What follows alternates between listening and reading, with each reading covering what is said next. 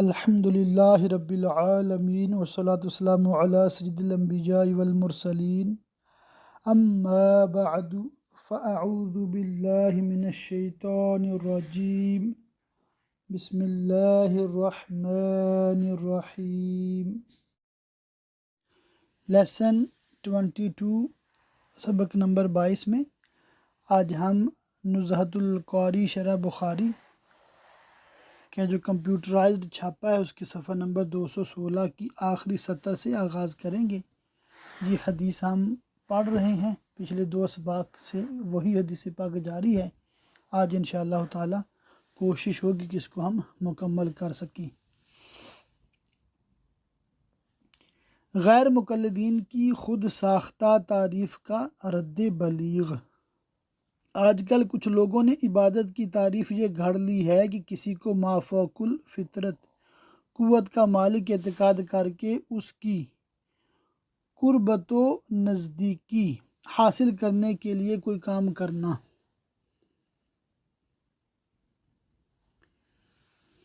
یہ تعریف نہ قرآن میں ہے، نہ حدیث میں، نہ صحابہ سے منقول ہے، نہ علماء سلف سے، نہ علماء خلف سے، یعنی نہ پہلے علماء سے نہ بعد والوں سے۔ ان عامی اعلان کے باوجود آج تک نہیں بتایا گیا اور نہ قیامت تک کوئی بتا سکتا ہے، اور بداہتاً باطل ہے، ورنہ لازم آئے گا کہ ساری امت ہی نہیں انبیاء اکرام خود اللہ عز و جل مشرک ہو۔ وہ یوں کہ بنص قرآنی ثابت ہے کہ انبیاء اکرام میں مافوق الفطرت قوتیں تھیں، بلکہ یہ بھی ثابت ہے کہ امتیوں میں بھی تھیں۔ حضرت داؤد علیہ السلام کے ہاتھ میں لوہے کا نرم ہونا، حضرت سلیمان علیہ السلام کے لیے وحوش و طیور یعنی وحشی جانور اور پرندے و جنات کا تابع ہونا، ہوا کا ان کے قابو میں ہونا، حضرت موسیٰ علیہ السلام کا ید بیضا اور عصا، اور حضرت عیسیٰ علیہ السلام کا مٹی کی مورت میں جان ڈال دینا، اور مادرزاد اندھے اور برس والے کو شفا دینا، مردے جیلانا یعنی زندہ کرنا، جیم کے نیچے زیر ہے۔ حضرت آصف بن برخیہ کا سینکڑوں میل کی دوری سے بلقیس کا منو وزنی تخت پلک جھپکنے کے اندر لانے کی قوت، یہ سب مافوق الفطرت قوتیں ہی تو ہیں۔ پھر یہ تعریف بامجہول فوق الفطرت کی تحدید کیا ہے؟ اس کی کوئی صاحب متعین کر دیں، اور تعریف بالمجہول تجہیل محض و باطل۔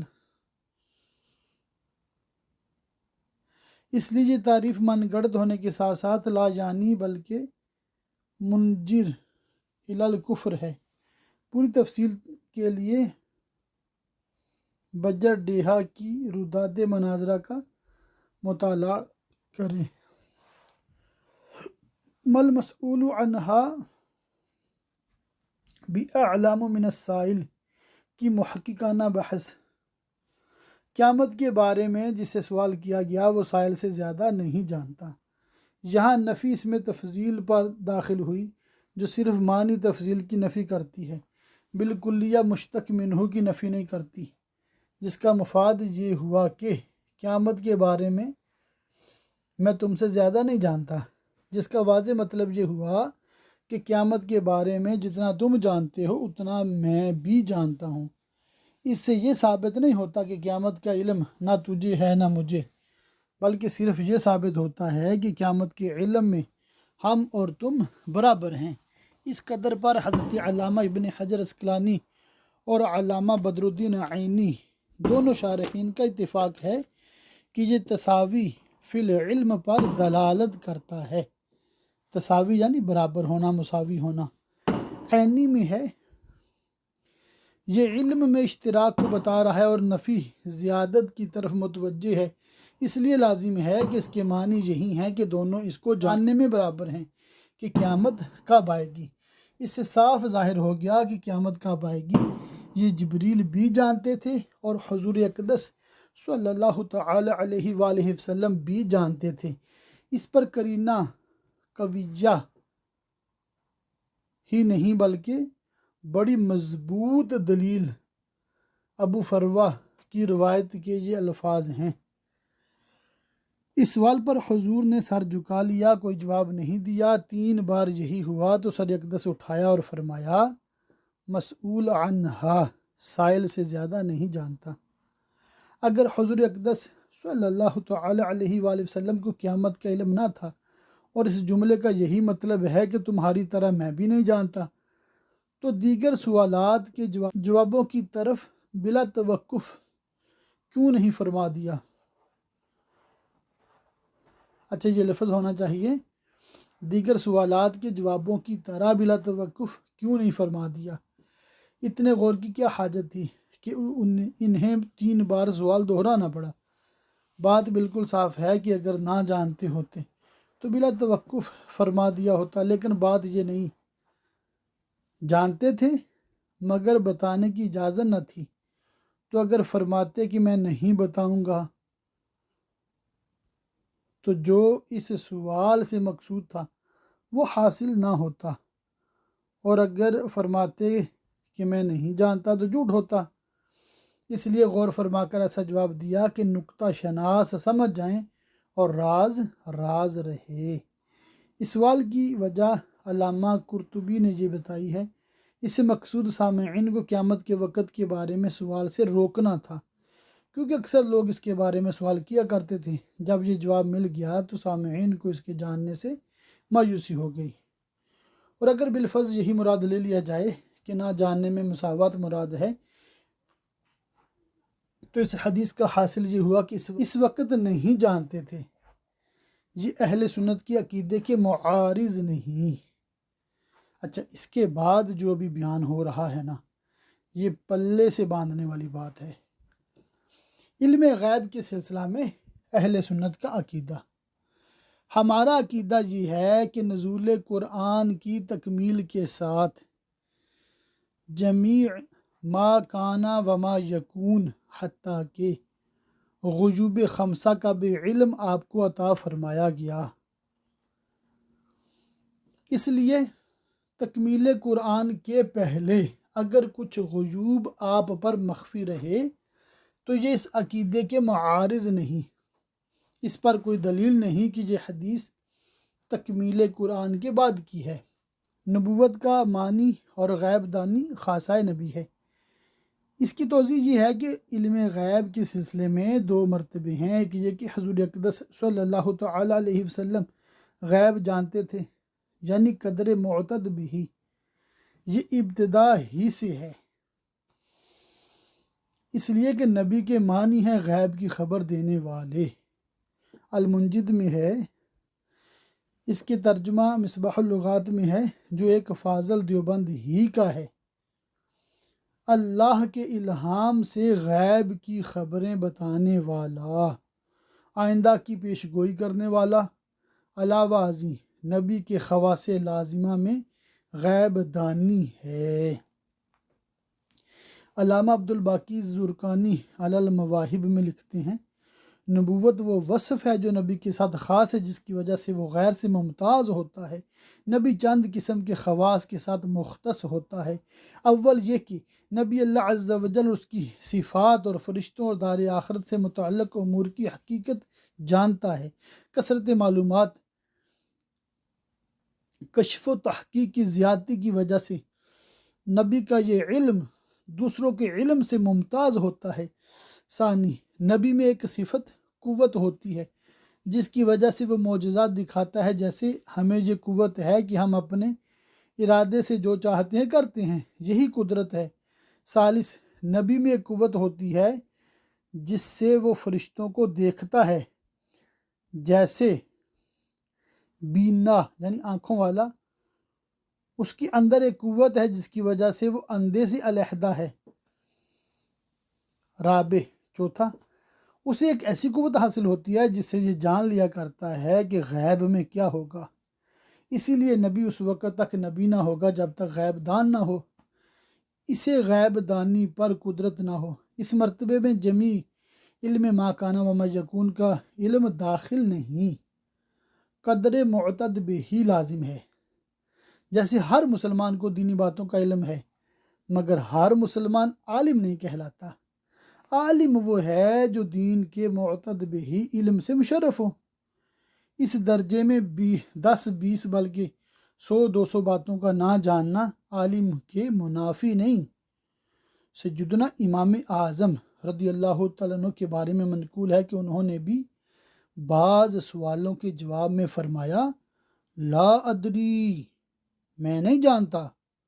حضرت امام مالک رحمۃ اللہ علیہ نے کتنے ہی سوالوں کے جواب میں فرمایا لا ادری، معلوم نہیں۔ اسی طرح جب نبی علم غیب قدر معتد بھی جانتا ہے، بلکہ اسے یہ قوت ہے کہ غیب جان لیا کرے، تو 10-20 یا بالفرض 100-200 غیب کی باتوں پر اگر اطلاع اس درجے میں نہ ہوئی تو یہ نبی کے غیب دان ہونے کے منافی نہیں۔ جیسے سیدنا امام اعظم اور امام مالک کا چند مسائل کا نہ جاننا ان کے امام اعظم اور امام مجتہد ہونے کے منافی نہیں۔ دوسرا درجہ جمی ما کانا و ما یکون کا حصول یہ کب حاصل ہوا؟ دوسرا مرتبہ یہ ہے جمی ما کانا و ما یکون اور علوم خمسہ بشمول علم قیامت جاننے کا۔ یہ مرتبہ حضور اقدس صلی اللہ تعالی علیہ وآلہ وسلم کو نزول قرآن کی تکمیل کے ساتھ حاصل ہوا۔ تکمیل قرآن کے بعد کوئی ایسا واقعہ نہیں جو اس دعویٰ کے منافی ہو۔ جب حدیث جبریل کے بارے میں اس کا کوئی ثبوت نہیں کہ یہ نزول قرآن کی تمامیت کے بعد کی ہے، تو یہ حدیث اہل سنت کی عقیدے کے مزاحم نہیں، مزاحمت نہیں کرتی، ہمارے خلاف نہیں ہے۔ رہ گیا اس کا ثبوت کہ حضور اقدس صلی اللہ تعالی علیہ وسلم کو قیامت کا علم تھا۔ اس کے لیے الدولت المکیہ، الفیوز الملکیہ، الکلمۃ العلیہ کا مطالعہ کریں۔ یہ غالباً اعلیٰ حضرت اللہ رحمہ کے رسالے ہیں۔ سر دست صرف علامہ ابراہیم بیجوری قدس سرہ کی شرح قصیدہ بردہ کی ایک عبارت پیش کرنے پر اکتفا کرتا ہوں، اور حضور اقدس صلی اللہ تعالی علیہ وآلہ وسلم دنیا سے تشریف نہیں لے گئے مگر اس کے بعد کہ آپ کو اللہ تعالیٰ نے ان 5 باتوں کا علم عطا فرما دیا۔ علامات قیامت کثیر ہیں، مگر اس حدیث میں صرف 3 بیان ہوئیں۔ اول، لونڈی اپنے آقا کو جنے گی۔ اس حدیث میں ربتہا کا لفظ آیا ہے، یہ رب کی تانیث ہے۔ رب کے معنی پالنے والے کی ہیں اضافت کے ساتھ۔ اس کا اطلاق ہر پالنے والے پر آتا ہے۔ قرآن مجید میں ہے یوسف علیہ السلام نے عزیز مصر کو فرمایا انہو ربی احسن مثوایا، یہ تو میری پرورش کرنے والا ہے، اس نے مجھ کو اچھی طرح رکھا۔ عرف میں اس کے معنی آقا اور مالک کے بھی آتے ہیں۔ بے سلم میں رب المال کا لفظ عام ہے۔ اس حدیث میں آقا ہی کے معنی میں ہے، بلا اضافت رب کا اطلاق اللہ عز و جل کے علاوہ دوسرے پر جائز نہیں بلکہ کفر ہے۔ غیر خدا پر اضافت کے ساتھ اس کا اطلاق یہ عربی کے ساتھ خاص ہے، ہمارے عرف میں اضافت کے ساتھ بھی غیر خدا پر اس کا اطلاق جائز نہیں۔ اس کا مطلب یہ ہے کہ رؤسا معززین بلکہ بادشاہان وقت بھی لونڈیوں کو بیبیوں کی طرح رکھیں گے، ان سے اولاد ہوگی، یہ اولاد اپنی ان ماؤں کے ساتھ وہی برتاؤ کریں گے جو آقا لونڈی کے ساتھ کرتا ہے، بلکہ بادشاہ وقت کی لونڈی کے بطن سے جو اولاد ہوگی ان میں بادشاہ ہوں گے اور یہ مائیں ان کی رعایا۔ یہ مراد یہ ہے کہ لونڈیوں کی بہت زیادہ کثرت ہوگی، نا خدا ترس لوگ ولد کو بھی بیچ ڈالیں گے اور وہ پھر دست بدست بکتی ہوئی اپنی اولاد کی ملکیت ہوگی۔ یہ دونوں علامتیں ظاہر ہو چکی شاہان بنی عباس میں سوائے امین کے سب لونڈی زاد تھے، یعنی کہ لونڈی کے بیٹے تھے۔ لونڈیاں اپنے آقا کو جنم دیں گی، مطلب ماں جو ہے وہ رعایا ہوگی اور بیٹا بادشاہ ہوگا۔ یا یہ کنایا ہے اس بات سے کہ لوگ اپنی حقیقی ماں کے ساتھ لونڈی جیسا برتاؤ کریں گے، ماں کو لونڈیوں کی طرح رکھیں گے، ان کی حق تلفی نافرمانی کریں گے، ایذا پہنچائیں گے، یعنی اولاد اپنی ماں کے ساتھ آقا کی طرح برتاؤ کرے گی۔ یہ تعویل مذکورہ متن پر بالکل چسپاں ہے کہ فرمایا عورت اپنے آقا کو جنے گی۔ یہ اس طرح کی عورت کا لفظ عام ہے آزاد اور لونڈی دونوں کو، بلکہ عربی میں امراتن لفظ قریب قریب آزاد عورت کے ساتھ خاص ہے۔ یہاں حدیث دو لفظوں کے ساتھ مروی ہے، ربہا اور ربتہا۔ ربتہا کے معنی مالکہ کے ہیں، اس کا بھی وہی حاصل ہے کچھ مبالغہ کے ساتھ۔ لڑکیاں بنسبت لڑکوں کے ماں کی زیادہ اطاعت شعار ہوتی ہیں۔ اب حدیث کا یہ مفہوم ہوا لڑکے تو لڑکے، لڑکیاں اپنی ماؤں کے ساتھ مالکہ جیسا برتاؤ کریں گی۔ دوم، ننگے بدن ننگے پاؤں رہنے والے گنگے بہرے سردار اور حکمران ہوں گے۔ سوم، بھک منگے کالے اونٹوں اور بکریوں کی چرانے والے محل میں فخر کریں گے۔ آج جو دنیا کا حال ہے اس کو دیکھو، 1400 برس کی جو غیب کی خبر کس طرح حرف بہ حرف ثابت ہو رہی ہے۔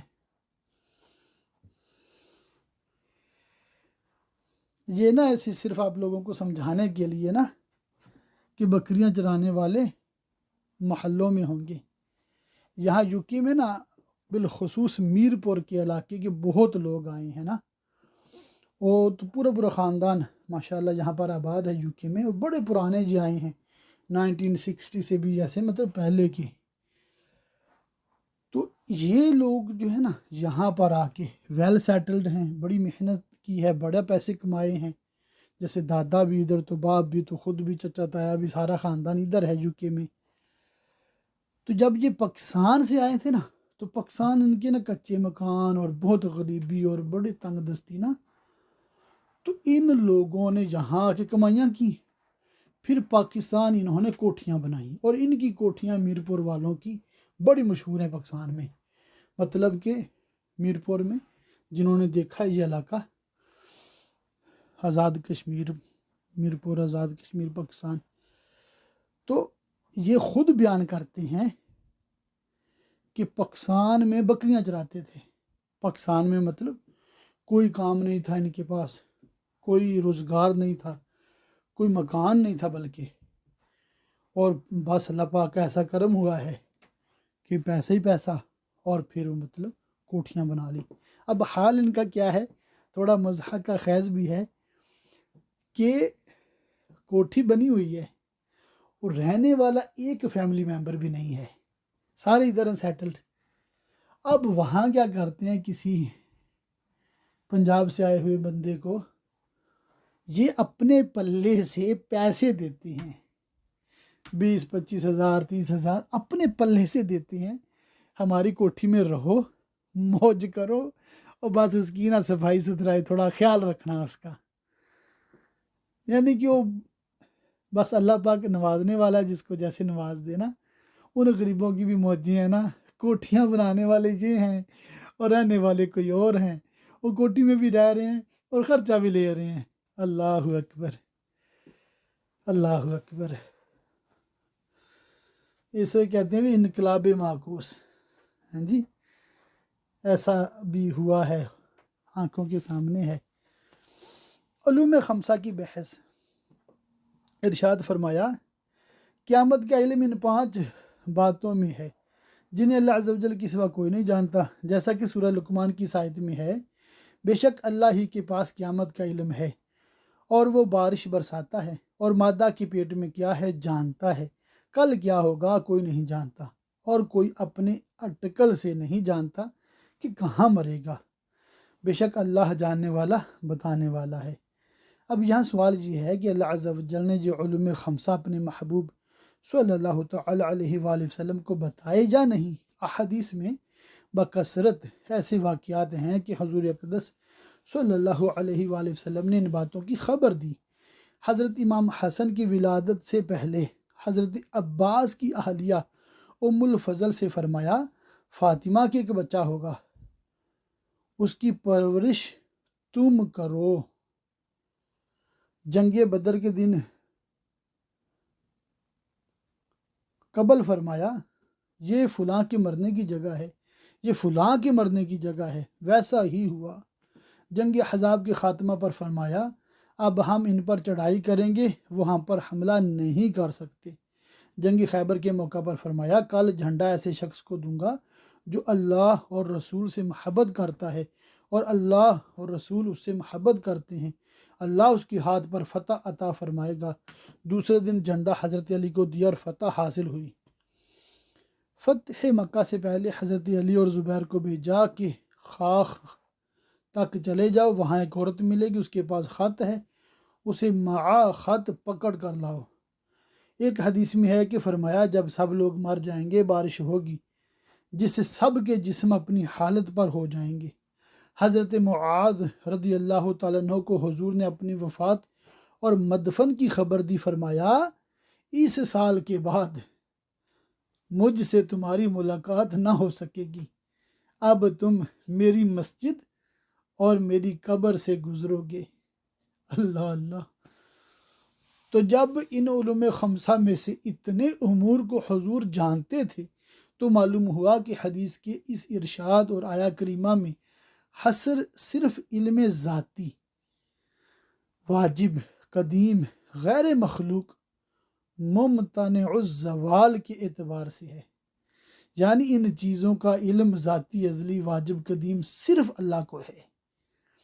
ان چیزوں کا علم ذاتی، ازلی، واجب، قدیم اللہ عز و جل کے سوا کسی کو نہیں۔ رہ گیا علم عطائی، حادث، ممکن، یہ نہ اللہ عز و جل کی صفت اور نہ شرعاً عقلاً جائز کہ ان امور کا علم، بلکہ مطلق علم، بلکہ باری عز اسمہ کی کوئی صفت عطائی حادث ممکن ہو۔ اس پر اجماع امت ہے کہ جو شخص باری تعالیٰ کی کسی بھی صفت کو عطائی یا حادث یا ممکن مانے وہ کافر ہے۔ تو پھر یہ کہنا کہ علم عطائی، حادث، ممکن بھی باری تعالیٰ کے ساتھ خاص ہے، اپنے ایمان سے ہاتھ دھونا ہے۔ یعنی کہ اللہ کا علم ذاتی ہے اور نبی کا علم عطائی ہے، اللہ نے عطا فرمایا ہے۔ اس کو دوسرے الفاظ میں جو سمجھیے کہ ہم پوچھتے ہیں کہ فی خمس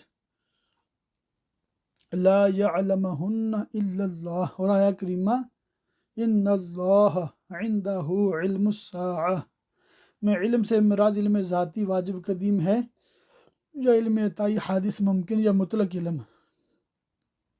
اب اگر کہیں کہ علم عطائی حادث مراد ہے تو لازم ہے کہ باری تعالیٰ کا علم عطائی، حادث، ممکن ہو، اور یہ کفر بلکہ مجموعہ کفریات۔ اور اگر کہیں کہ مطلق علم مراد ہے، خواہ ذاتی، واجب، قدیم، خواہ عطائی، حادث، ممکن، تو بھی محظور مذکور اپنی جگہ کو پھر بھی لازم آئے گا کہ باری تعالیٰ کا کچھ علم عطائی، حادث، ممکن ہے، اور اللہ عز و جل کی کسی بھی صفت کو عطائی، حادث، ممکن ماننا بالاتفاق کفر ہے۔ اس لیے شک اول متعین کی مراد یہ ہے کہ ان چیزوں کا علم ذاتی، قدیم، واجب باری تعالیٰ کے ساتھ خاص ہے، اور ان چیزوں کا علم ذاتی، واجب، قدیم اللہ عز و جل کی سوا کسی کو نہیں۔ اہل سنت انبیاء کرام و اولیاء اعظام کے لیے علم غیب عطائی مانتے ہیں۔ اس کی تائیدات ہم اہل سنت انبیاء کرام یا ان کے توسط سے اولیاء کرام کے لیے ان علوم خمسہ کا یا دیگر غیوب کا علم مانتے ہیں تو بعطائے الہی مانتے ہیں۔ ان کے علم کو علم عطائی، حادث، ممکن مانتے ہیں۔ ہماری اس تقریر کی تائید میں چند علماء معتمدین کے ارشادات سنیے۔ الشیعۃ اللمعات میں حضرت شیخ عبدالحق محدث دہلوی تحریر فرماتے ہیں مراد یہ ہے کہ ان امور غیبیہ کو اللہ عز و جل کے بتائے بغیر عقل کے حساب سے کوئی نہیں جانتا سوائے اس کے جسے اللہ تعالیٰ وحی یا الہام کے ذریعے بتا دے۔ عارف باللہ احمد جیون استاذ سلطان محی الدین اورنگزیب عالمگیر قدس سرہما نے تفسیرات احمدیہ میں فرمایا تم کو چاہیے کہ یہ کہو کہ ان پانچوں کا علم صرف اللہ کو ہے، لیکن جائز ہے کہ اللہ عز و جل اپنے محبین اولیاء میں سے جسے چاہے بتا دے۔ اس پر قرینہ اللہ عز و جل کا یہ ارشاد ہے، بے شک اللہ جاننے والا بتانے والا ہے۔ اس طرح کے خبیر معنی میں مخبر کی ہے۔ تفسیر ساوی میں ہے،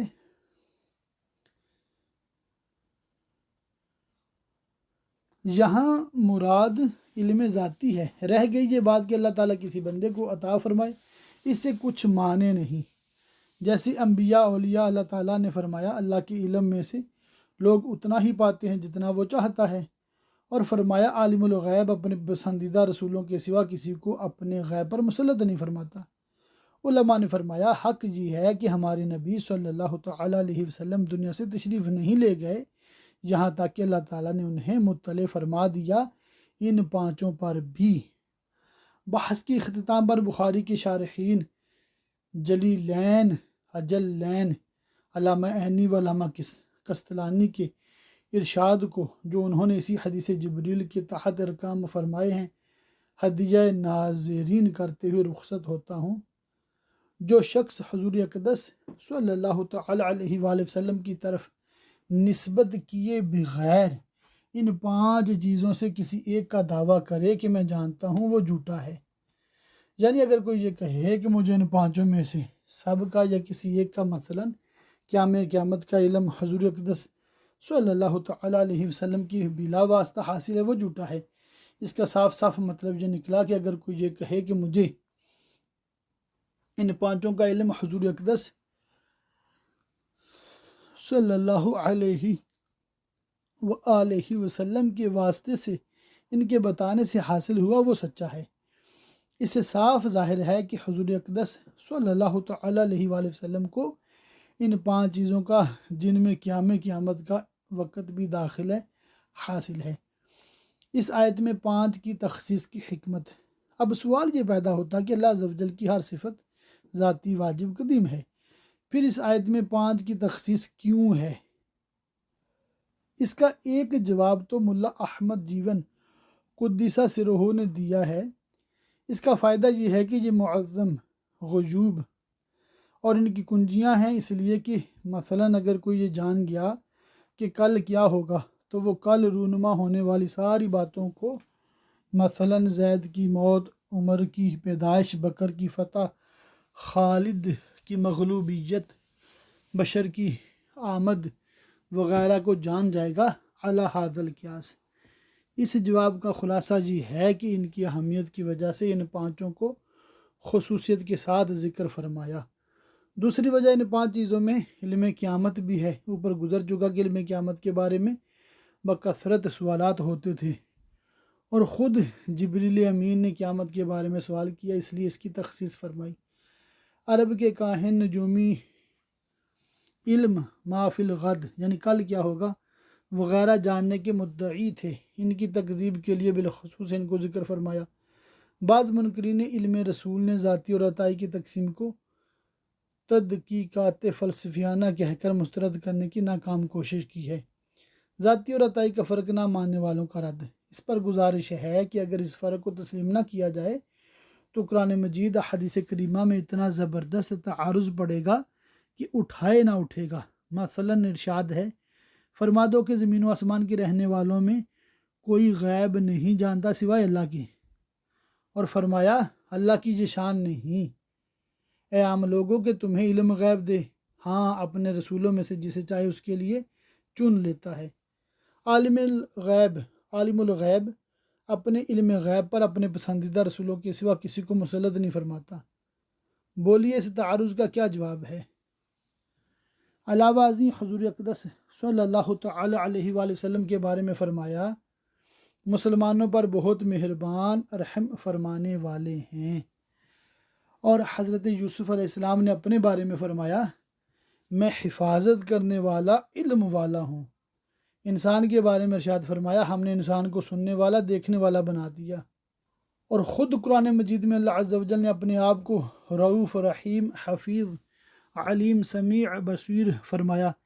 اس تعارض کا کیا جواب ہوگا؟ اس لیے اس فرق کو ماننا ناگزیر ہے کہ اللہ عز و جل کی ہر صفت ذاتی، واجب، قدیم، غیر متناہی، غیر مخلوق، اور انبیاء، اولیاء اور تمام مخلوقات کی ہر صفت عطائی، حادث، ممکن، متناہی، مخلوق، اور یہی فرق علم غیب میں بھی ہے۔ آیات نفی میں مراد علم ذاتی، قدیم، واجب، غیر متناہی، غیر مخلوق، اور آیات اثبات میں علم عطائی، ممکن، حادث، متناہی، مخلوق۔ اس بحث کو اگر بتمام ہا دیکھنا ہو تو الدولۃ المکیہ، الفیوز الملکیہ، خالص الاعتقاد، ادخال السنان، الکلمۃ العلیہ کا مطالعہ کریں۔ اس حدیث پر کلام کچھ تفصیلی ہو گیا۔ اچھا، یہ جو تفصیلی کلام تو ہوا ہے نا، مگر اللہ کے فضل سے بہت دلچسپ تھا موضوع، بہت پیارا موضوع تھا، اور بہت اہم اور ضروری بھی ہے۔ آپ کو مطلب میں عرض کرتا چلوں، گو کہ ٹائم بھی کافی ہو گیا ہے، کہ یہ علم غیب کا جو مسئلہ ہے نا، یہ بہت مسئلہ ڈسکس ہوتا رہا ہے، اس پہ بڑے بیانات، بڑے مناظرے، بڑی کتابیں لکھی گئی ہیں، اور آج تک اس پہ بحثیں مطلب نہ ختم ہونے کا نام نہیں لیتی۔ تو اس لیے آپ جو عالم کورس اردو کر رہے ہیں، ان کی بارگاہ میں نے یہ بالتفصیل پورا مطلب آدھے گھنٹے کا لیکچر پڑھ کے آپ کو سنایا ہے، اور خود جنہوں نے شرح بیان کی ہے اس حدیث پاک کی، وہ بھی فرماتے ہیں کہ اس پہ تھوڑا کلام زیادہ ہو گیا، مگر یہ زیادہ بھی ایک لحاظ سے کم ہے کہ یہ بہت بڑا موضوع ہے۔ اور ہم نے کیا سیکھا؟ صرف یہ ہمیشہ ذہن میں رکھنا ہے کہ ہمارا یہ دعویٰ کبھی بھی نہیں تھا، نہ ہے، کہ ہمارے آقا صلی اللہ تعالیٰ علیہ وآلہ وسلم ہر کچھ پہلے سے ہی جانتے ہیں، نہیں، بلکہ جوں قرآن پاک نازل ہوتا گیا، آپ کا علم مبارک بڑھتا گیا۔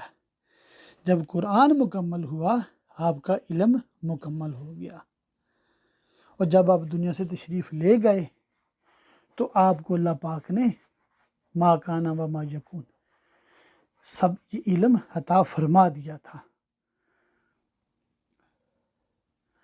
اور بڑی ایک پیاری عبارت ہے فتاوی رضویہ شریف سے، کہ نبی اور اللہ کے علم میں مساوات تو کیا، اس کا تصور بھی نہیں کیا جا سکتا، کہ نبی کا علم متناہی ہے، ایک لمیٹڈ ہے، اللہ کا علم غیر متناہی، ان لمیٹڈ ہے، کوئی اس کی لمٹ نہیں ہے۔ تو یہ اس لیے بھی میں جو عرض کر رہا ہوں ضروری ہے کہ ہم پر یہ غلط الزام لگایا جاتا ہے معاذ اللہ غیروں کی طرف سے۔ وہ غلط الزام کیا لگاتے ہیں کہ ہم بریلوی جو ہیں، جو حقیقی مسلمان ہیں، صحیح العقیدہ مسلمان ہیں، جو اہل سنت و جماعت ہیں، ہم پہ یہ الزام ہے کہ ہم نبی کو رب کے برابر سمجھتے ہیں، معاذ اللہ ثم معاذ اللہ، اور نبی کا علم رب کے علم کے برابر ہم کہتے ہیں۔ نہ ہمارا یہ دعویٰ کبھی تھا، نہ ہے، نہ ہوگا انشاءاللہ تعالی۔ اور یہ اہل سنت کی، بریلویوں کی سب سے کہہ لیں معتبر کتاب ہے حدیث میں، نزہۃ القاری شرح بخاری۔ جی ہاں، تو اس میں کتنا واضح طور پہ انہوں نے ہم اہل سنت کا عقیدہ و نظریہ بیان کیا ہے، کہ ہمارا تو یہ دعویٰ ہے ہی نہیں کہ نبی ہر چیز ہر وقت پہلے دن سے جانتے ہیں، نہیں، بلکہ دعویٰ کیا، قرآن پاک جوں مکمل ہوتا گیا، اسی طرح نبی کریم صلی اللہ تعالیٰ علیہ وآلہ وسلم کا علم بھی مکمل ہوتا گیا۔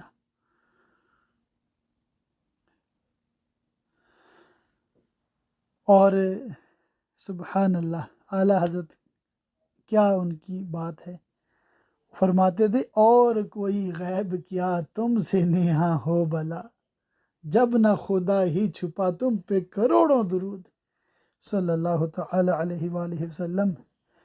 اللہ تعالی ہم سب کو علم نافع عطا فرمائے، ہمیں دنیا اور آخرت کی بھلائیاں عطا فرمائے، اور ہمیں مسلک حق اہل سنت و جماعت پہ استقامت عطا فرمائے، اور اپنے بریلوی ہونے پہ ہمیں ناز ہے، فخر ہے، اللہ کا ہم شکر ادا کرتے ہیں کہ ہمارا عقیدہ عین قرآن و حدیث کے مطابق ہے۔